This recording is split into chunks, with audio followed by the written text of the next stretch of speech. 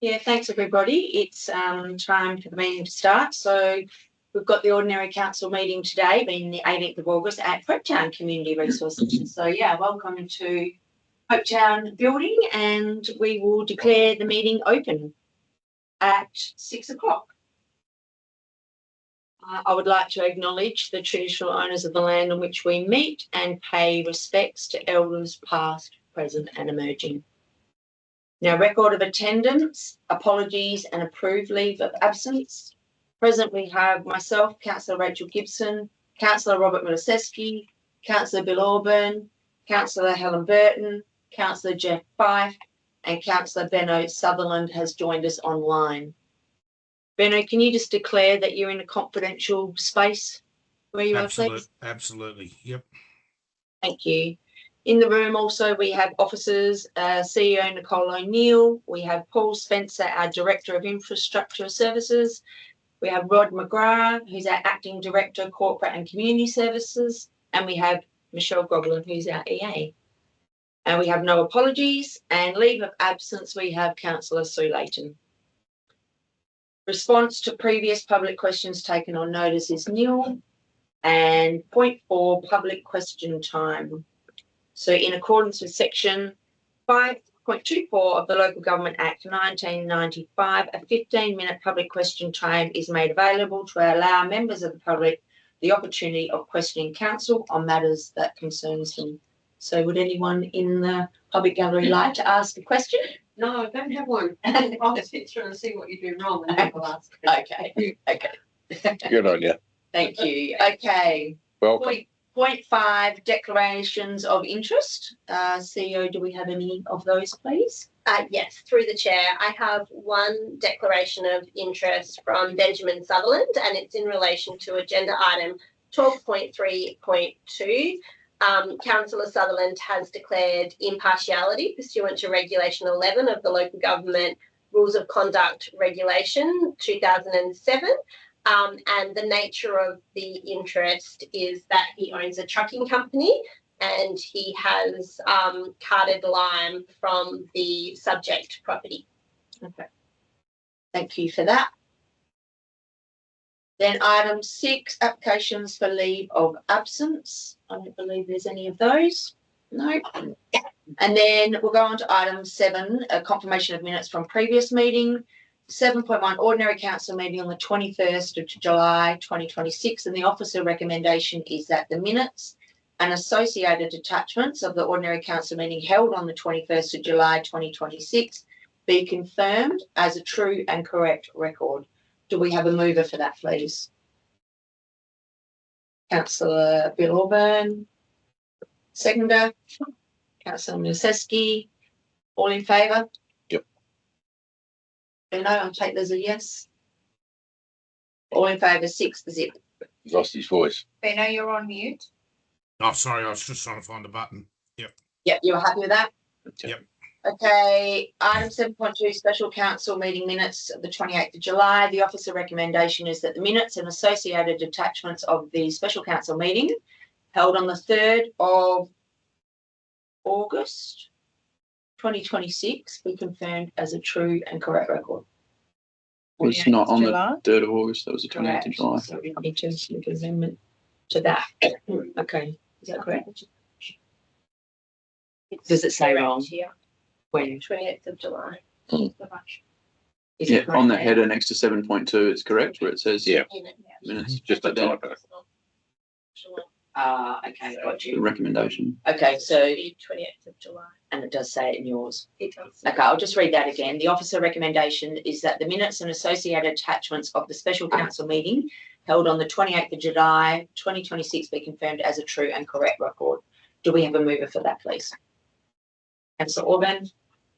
Seconder. Councillor Burton. All in favour? Yep. 6-0. Okay, item 8, announcements, reports by elected members.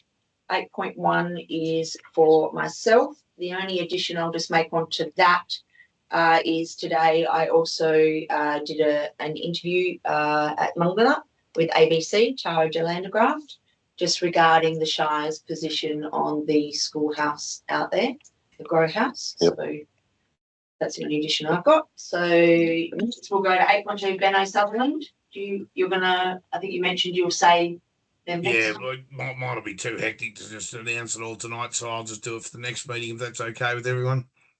Yep, no worries, Benno, thank you. Councillor Sue Layden is on leave. Councillor Miliseski? I just attended last week's sports precinct in Hopi. It was well received by everyone who turned up. Good demographics of a range of people. So, yeah, hopefully you can get things moving forward on that one. Thanks. Councillor Orban? Exactly the same as what Councillor Robbins just mentioned. Yeah, attended that meeting, was very fruitful, very informed, and also very impressed with the system that we undertook to get the results from the community. It was great. Thank you, Rachel. Thank you. Councillor Burton? I've just got down. Sorry, attended a couple of winter sports rounds. The 1st of August, the Teresa Francis Memorial Round, and the 15th of August, the winter sports grand final in Ravy. And going back on the 23rd of July, attended the Zoom collab meetings. Thank you. Thank you. Councillor Fife? Also attended the winter sports rounds over the last 6 weeks, and just wanted to echo the feedback from Councillors Miliseski and Auburn about the Hopetoun Sporting Complex Master Plan review. A lot of positive feedback from members of the community about that, even those who couldn't attend, but were happy that it was progressing in the manner that it was. So. Okay, thank you. Moving on, we'll go on to point 9, announcements by the presiding person without discussion is nil. And then point 10, petitions, deputations, presentations and submissions. CEO, have we got any of these, please? Yes, confirming I've approved a deputation by Mr. Sean Comiskey this morning. So Sean, if you would like to come up just to the table, and then you have a maximum of 10 minutes to make your deputation. How's everybody? Good, matey. Yeah. I promise to see the question. Oh, I won't take 10 minutes, I promise. Look, I'll be honest, Peter wrote me some notes because I'm not as eloquent as Peter. Good evening, Madam President, Councillors, Chief Executive Officer. Thank you for the opportunity to address the meeting. Obviously, we've got our item up tonight, so I'm just going to cover off a couple of items off the back of the report, just important to us, perhaps not the wider considerations. Basically, look, just to reiterate the point that it's not a new quarry, it's not a new asset for the Shire. It's operated off that site for many years, since the 80s. It was the Shire actually opened it themselves even earlier, from what we can tell from the overheads. The development approval is simply a continuation of what's been there. We're not seeking to enlarge the footprint or anything like that in any way, shape or form on what it is currently, and won't seek to do so for probably, I think 5 years is perfect. It's more than what we need. It's a great outcome for us. The quarry predates a residential subdivision, obviously rural residential subdivision around it. The considerations were raised in the report covering that. We don't really agree about the blasting as not been noted on the titles. The blasting was always part of that. By 2006, records show that probably up to 10 blasts had already taken place by that stage. So it was definitely known. It was definitely a known factor as part of the subdivision approval. It wasn't. That was exactly what that clause sought to cover off. It wasn't something that wasn't considered in those times, particularly like when you look at the Lindsay Stevens report and that sort of stuff. He didn't hide from the fact that there was blasting, and that was what the Department of Primary Industries and Industry and Resources always set out to do when they set that buffer zone and created that special control area over that area. When you look at that lot shape itself is a dead giveaway. You wouldn't create a lot out of thin air that looked like that for any other reason than you absolutely had to. Landform research has shown detailed the extent of the clearing permits and that sort of stuff. Obviously, the laws have changed. Environmental laws have been updated, which is touched on, and obviously DCBA stuff we'll deal with. So Nathan's back down next week. Nathan McCoy was selected because of his connection to the region and the area and his level of respect within the community to guide our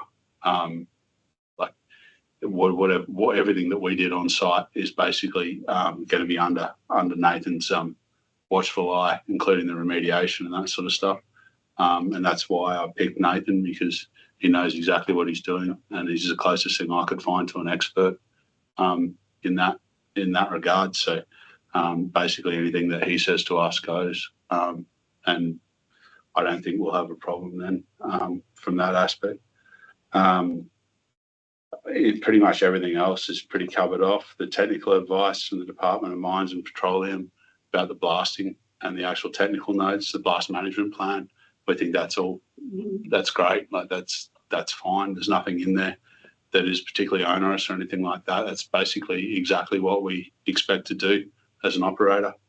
The only issue that I've possibly got with what we've got on the table at the moment is that at no stage do we discuss the traffic cap, the heavy vehicle movements cap. I didn't see this come up as an issue in the prelims. I'm a little bit concerned about it now, just because I don't really know what the region, it maintains as a community asset. Obviously it's managed by us and run by us, but I don't know what the wider Ravensthorpe region is going to require from us in terms of tonnes. I can estimate, but I don't really know. And by banging a sort of a nominal cap in place, it could potentially cause issues. I'd hate to have a situation where you had like potentially a heavy movement ban and then some fire issues and stuff like that. And you've only got, when you look at paddock prep these days, this season they had maybe 12 weeks at best. And then you had a fuel crisis in the midst of it all that took maybe 4 weeks away from that. You don't have an unlimited amount of time to prep your paddocks. I'm sure I'm speaking to the converted. So you need flexibility in that during that period to be able to allow people to get in and get out. People have got spreaders, that sort of stuff on their properties. I think that just simply putting a nominal cap on a day basis is probably the wrong approach. I'd prefer to see, but I understand obviously from a Shire's perspective, like the road maintenance and the management side of it, and the road design for that many vehicle movements and that sort of thing. And I think that's definitely a fair cop. I'd like to see that either be extended as an average over the 12 months or some sort of flexibility built into that just to allow us to be able to adjust during those periods. Maybe that just for the next 3 years, maybe we just look at it and see, and we assess it on a case by case basis. Obviously we don't want to be agents of chaos either. And don't want a situation where it's just unmitigated chaos. So obviously we're keen to look at whatever options there are in place, but I just hazard against potentially just enforcing a nominal cap on a situation that's still developing over the next sort of 3 years. Apart from that, thank you very much for your consideration. Appreciate the effort and that sort of stuff that everyone's gone to over this. Hopefully we can get it all ironed out and keep producing. Awesome. Yeah. Thanks, guys. Thanks, Sean. Good afternoon, Sean. Thank you Is there very any much. queries or questions while I'm here, or is this the right time to take questions? We might think, Yep. if anyone's got any direct questions to Sean. But No. Anything hanging around? Yeah, otherwise, yeah, you guys can, Yeah, sit down and if you want to. yeah, you get hold of us anytime. Yeah, absolutely. Thank you very much. Thanks, Sean. Cheers, for mate. presenting.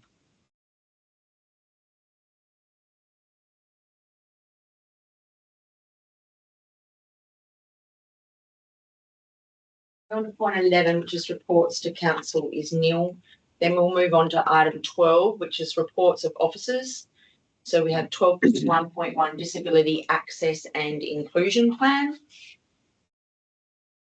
A lot of work has gone into.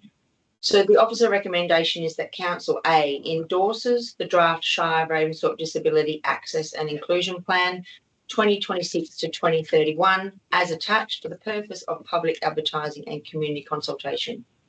B authorises the CEO to advertise the draft Shire Ravensthorpe Disability Access and Inclusion Plan 26 to 31 for a minimum period of 21 days, including publication on the Shire website and by public notice circulating within the district.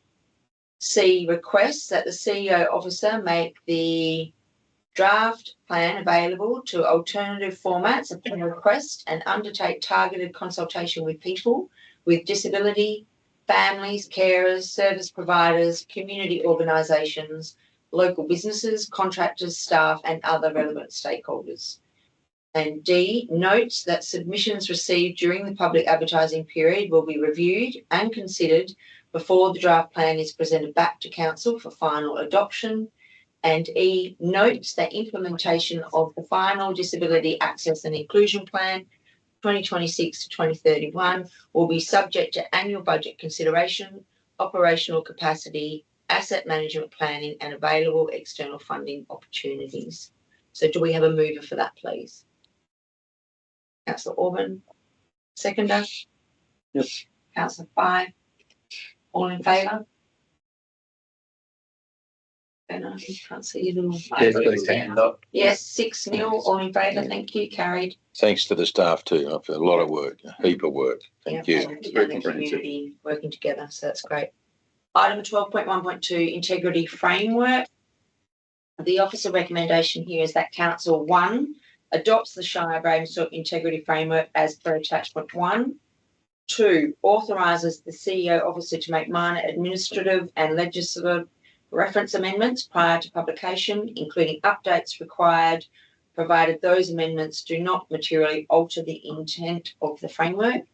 And 3 notes that the integrity framework is an overarching governance and assurance framework and does not replace any statutory obligation, adopted code, council policy, delegation, procedure or mandatory external reporting requirement.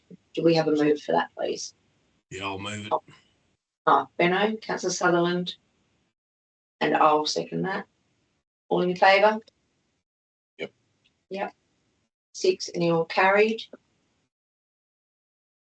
Item 12.1, corporate services. The officer recommendation is that council receive the electronic payments as per the attached schedules of accounts for payment totalling $1,479,916. Do we have a mover for that, please?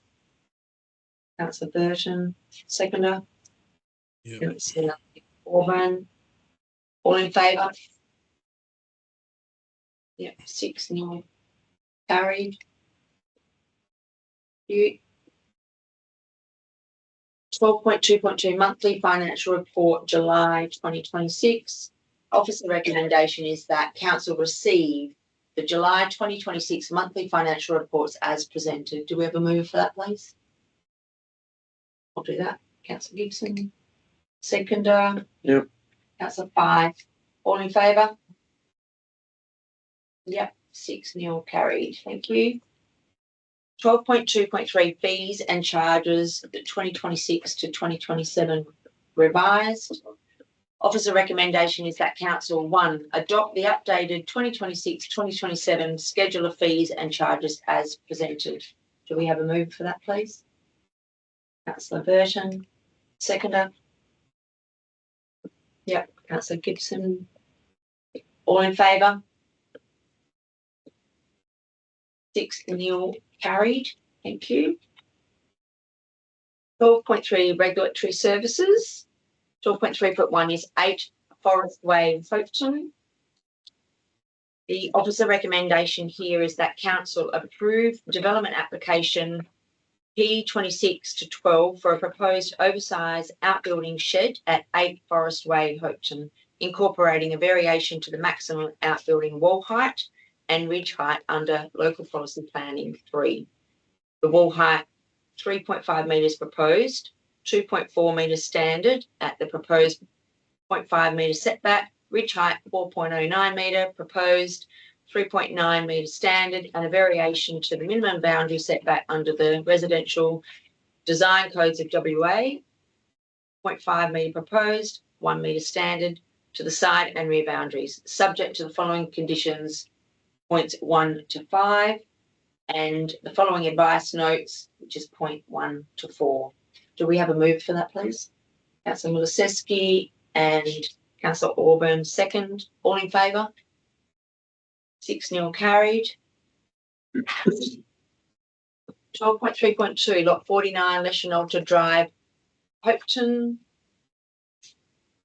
The officer recommendation here is that council approve development application P2620 for the continuation of an existing industry extractive, limestone and gravel use, including blasting at lot 49, Leschenalter Drive, and approve a variation to the Shire's local planning policy, extractive industry to permit a reduced buffer of 300 metres for blasting, subject to the following conditions, points 1 to 16, and the following advice notes, points 17 to 26. Do we have a move for that, please?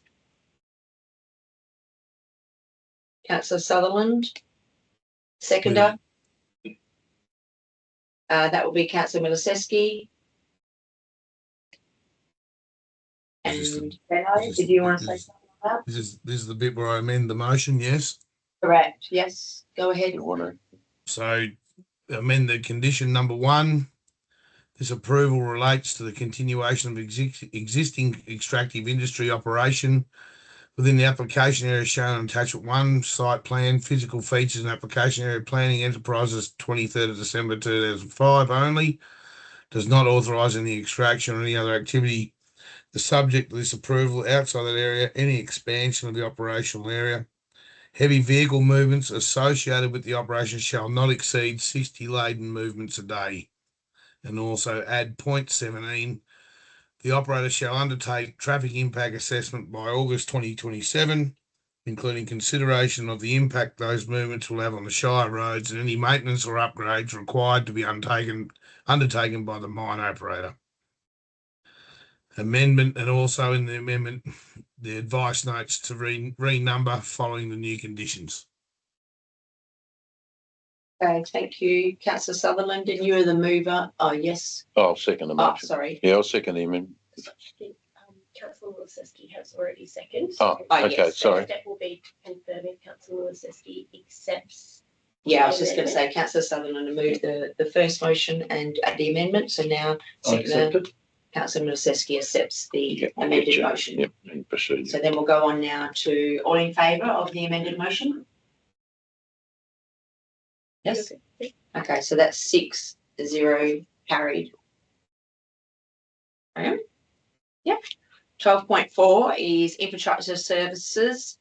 12.4.1 is the RFT 2026 to 2027 001 supply of fuel tanks, fuel management system and diesel.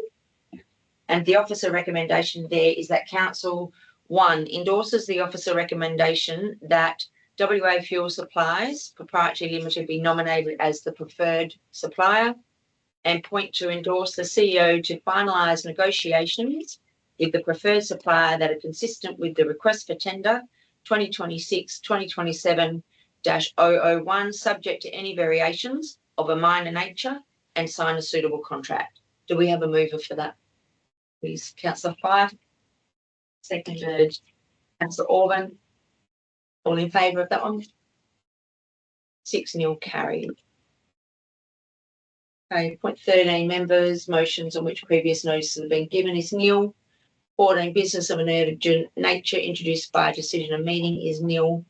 Point 15, matters to be considered behind closed door is nil, and closure of the meeting. I'd like to declare the meeting closed at 6:26 p.m.